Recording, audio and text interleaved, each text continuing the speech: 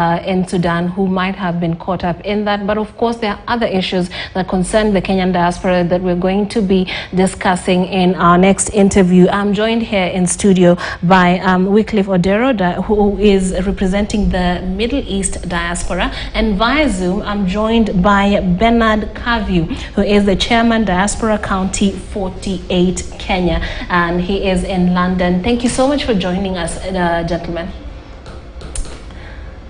Thank you, Chris. I'm glad to be here. Thank you for inviting me. Okay, so let's just jump into it. When you think of the Kenyan diaspora, I'll start with you, Bernard. What jumps to mind as the biggest issue that is of concern right now that needs to be addressed? I do understand there's a bid to ensure that the Kenyan diaspora is another county unto itself. What are the issues that you hope to be addressed through this endeavor?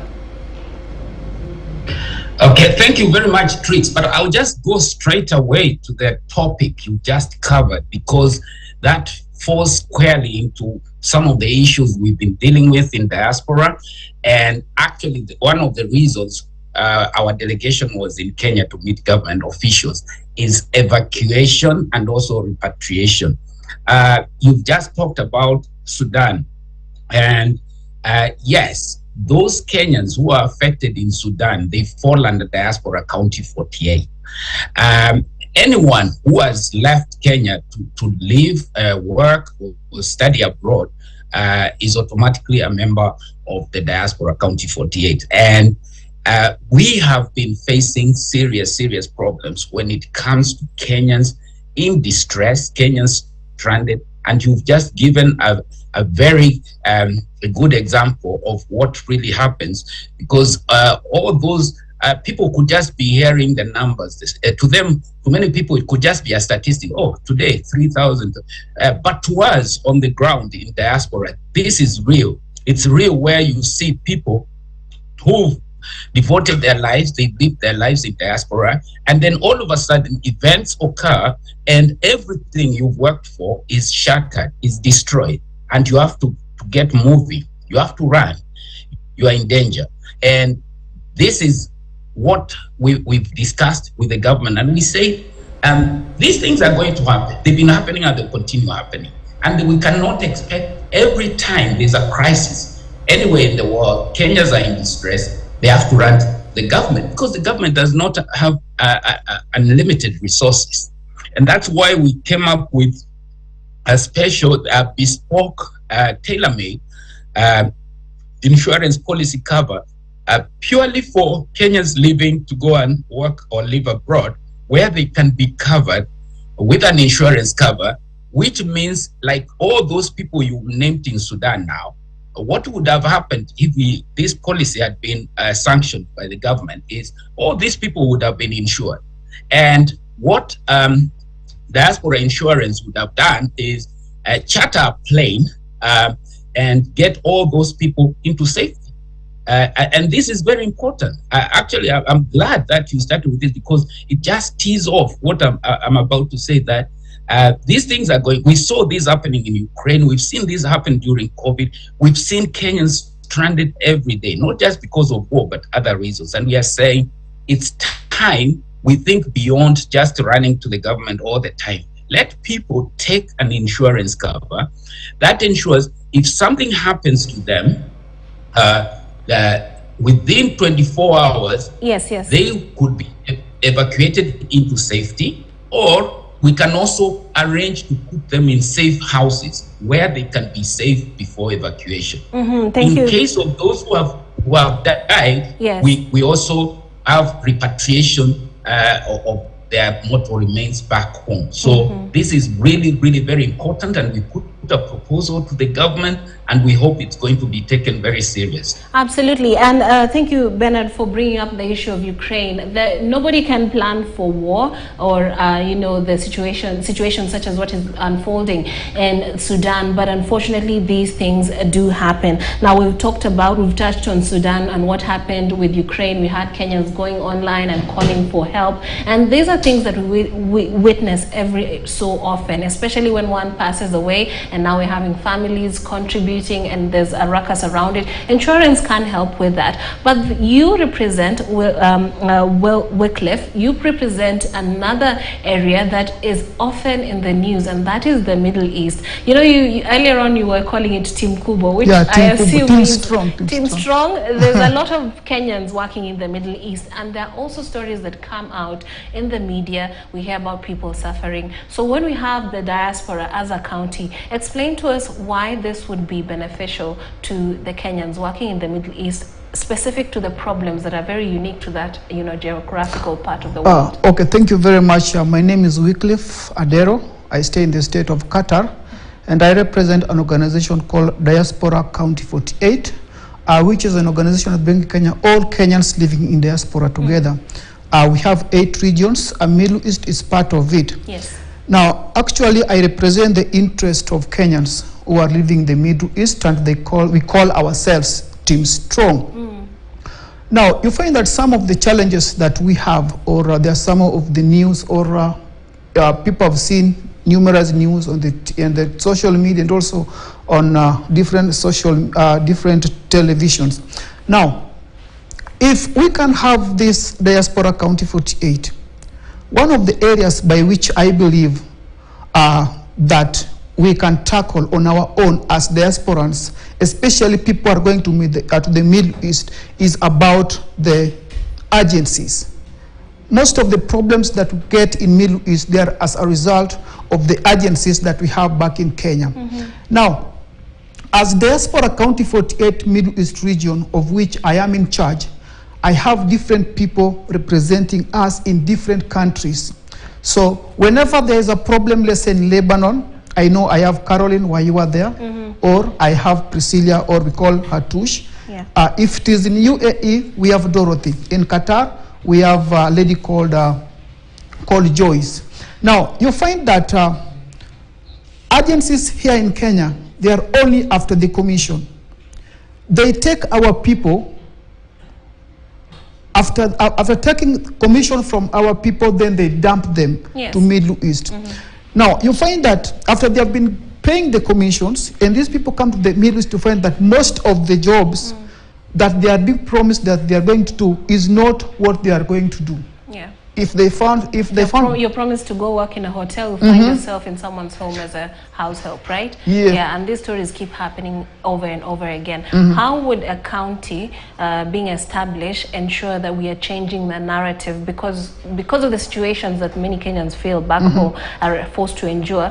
Many of them still go abroad despite that problem. So when we have a county that you're bidding for, what will change? How will it help? Actually, if we have our own counties now, we will have the mandate to control and also to monitor these agencies back in Kenya. Okay. Now, before anybody, let's say that I'm in the state of Qatar. If you want to come to the state of Qatar and I am there, I will know this person is coming for this job and this particular company. So for us having our own county, we will be able to regulate these agencies, whereby you find that now that we don't have our county as diasporans, it is the Kenyan government, okay? And also we have the fake agencies. We'll be able to weed them out. Yeah, we will be able to weed them out, and also we will make a proper structure. If you want to come to the Middle East, we must know, as a county 48, what are you coming to do? Most of them, they don't even sign any contract. Okay. They just find themselves. Like as we speak right now, as I was seated here at the waiting room, I've just gotten a message. We have Kenyans who went to Saudi Arabia. They are not working as we speak right now. Wow. The problems might be solved by having that sort of representation in government. Back to you, Bernard. I'd like for you to paint a picture for Kenyans about the collaboration that you hope to have, or you're already having, with government as we speak. Have you gotten the right kind of recognition? And of course, what would it look like when you talk about a county 48 in terms of having a governor, senator, and all the representative? How will that work? All right, thank you very much, Trix. So yes, the process has started. To be honest with you, we started our quest for the diaspora county way back in 2010 after the passing, the enactment of the new constitution in 2010. And in 2017 and 2014, actually the Kenya diaspora policy document was formulated by the last regime. And on that document, it was clearly stated that there was need to engage with the Kenyans in diaspora to allow us to participate more in the running, in the governance, in decision-making in the country. On paper, everything sounded very good. Yes. But when it came to implementation, very little happened. We are talking of 2014.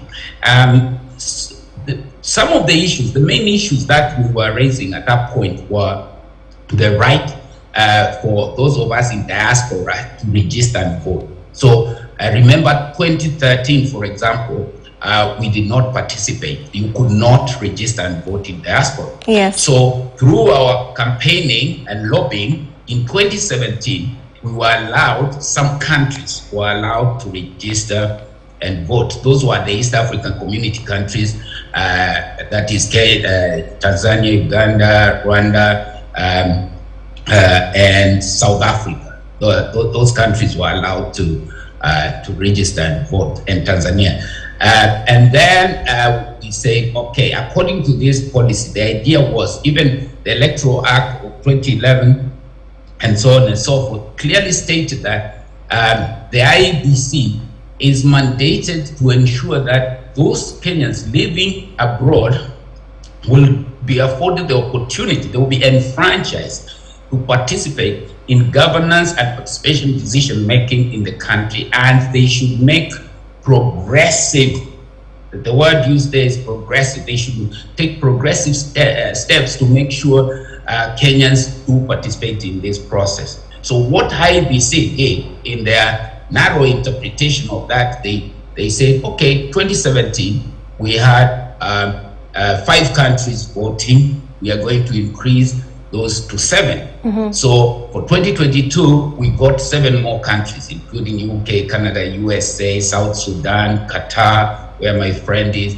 and so on and so forth. So we got Germany. We got 7 more countries, which brought a total of 12 countries. Now, a lot of people, when they talk, they say, oh, diaspora, they want a county, they want this, but they are not, where are the numbers, they are not what. People have not looked at what has actually happened. 1, only 12 countries are allowed to register and vote. Yes. And 2, there is a serious problem with where do you register and where do you vote. Currently, there's a law stance. You can only register and vote where Kenya has got missions, foreign missions, high commissions or embassies or consulates. To some people, take the United States of America. It's massive. It's like a continent. You take Europe, the whole of Europe, excluding the UK, everybody in Europe has to go to Berlin to register and vote. Yeah. In the UK, we have got 4 countries. We have England, Scotland, Wales, and Northern Ireland.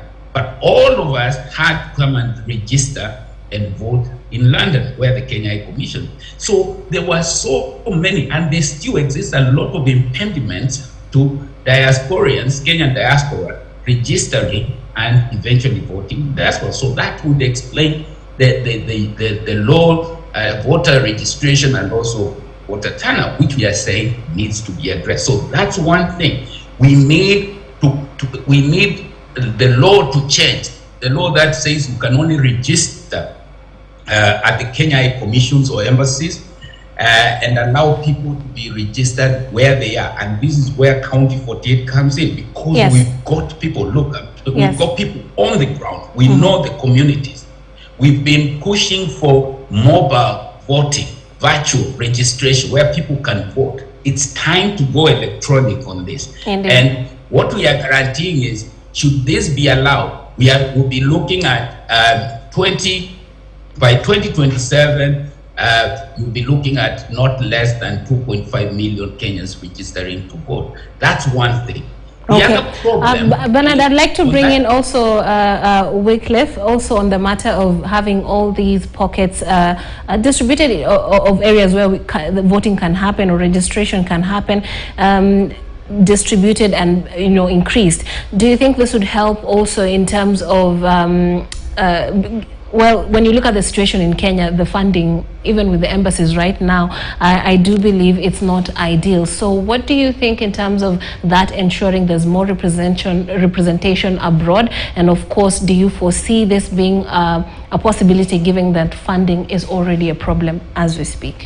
Actually, if you talk about the issue of the funding, according to me, the funding is not a problem. Okay. Because we, as the diasporans, we remit a lot to the economy of Kenya. Yes. So by creating more polling stations in the diaspora, the government cannot say that there are not enough funds. The funds that we give here in the country, we are not using them. So the government need to make good use of the money that we remit here in order to facilitate by the creation of different boundaries in the diaspora. Yeah. Okay. And speak to us, Bernard, as we conclude about the possibilities you hope to see and the changes you hope to see as we conclude the conversation. Okay. So as I was saying, the point I just made was about the voting stations and all that. The other thing that needs to be looked at is also on the seats to vote for example. We are only allowed currently to vote for the presidency, okay? So we cannot vote for governor and senator and so on and so forth. So this is something we are saying needs to be addressed. Yeah. That's on the electoral side. But we also need, and this is what brought us to Kenya, and this is what we are asking for. We need a formal agreement to work together with the government. We want that formal recognition where the government says, look, Adero there has been dealing with all the Middle East issues. Every time he gets these issues, he calls the PS and we've been dealing with this. But what we're asking for now is we need some formal recognition where we say County 48 is working officially. If I pick the phone to speak to a high commissioner or anybody to talk about Kenyans in distress or issues affecting Kenyans, there should be that formal structure. So that's what we're asking for. The other one is we are asking for the Kenyan government to endorse the diaspora insurance so that we can stop this embarrassment of fundraising when Kenyans are stranded with they die and so on and so forth. So we are really asking, let all Kenyans take diaspora insurance, let them be covered. So in the event of death or distress, everybody is taken care of. Adero has already touched on the issue of oversight of the agents, people who are sending Kenyans abroad. We need us as Diaspora County 48 to be given the mandate. We are the ones on the ground. We know where those jobs are. We know which agents, which employers are there. So we need to be given a say to say, yes, you can approve that agent, you cannot approve, this is not real, those jobs are not, they are fake, people are being misled, people are being cheated. These are the things we want the government to take seriously. And before I complete, I want to say a big thank you to the PS, Diaspora Affairs. She has really engaged with us from the day she was nominated and even when she was officially appointed. And also, I want also to say a thank you to President Samoei, Dr. William Ruto, because all these years, we've not really had the government really doing anything about the KDP, the Kenyan Diaspora Policy. But on his inauguration, he said that his government is elevating diaspora to the county level. Okay. And people keep saying, this county will never, and I say to them, look at what the president said when he was inaugurated. Yes. On his speech, he himself, he said, we are going to elevate diaspora to the county level. Okay. So we are not doing something. The government, I have really to say thank you that the government is keen to see this happen. All we are saying is, let's be fast. Thank you. Okay, we are running out of time, but thank you so much for those insights on what the diaspora community needs and the County 48 needs. That was Bernard Kavi coming to us live from London. He is the chair, Diaspora County 48 Kenya. We also had in studio Wycliffe Adero, Diaspora County 48 representative for the Middle East. Thank you so much, gentlemen, for joining the conversation. And that draws our interview on that to a close. Let's take a short break. When we come back, we shall be looking at women reproductive health and just delving deep into how women should and can be empowered on the continent of Africa. Do stay tuned to Africa Speaks.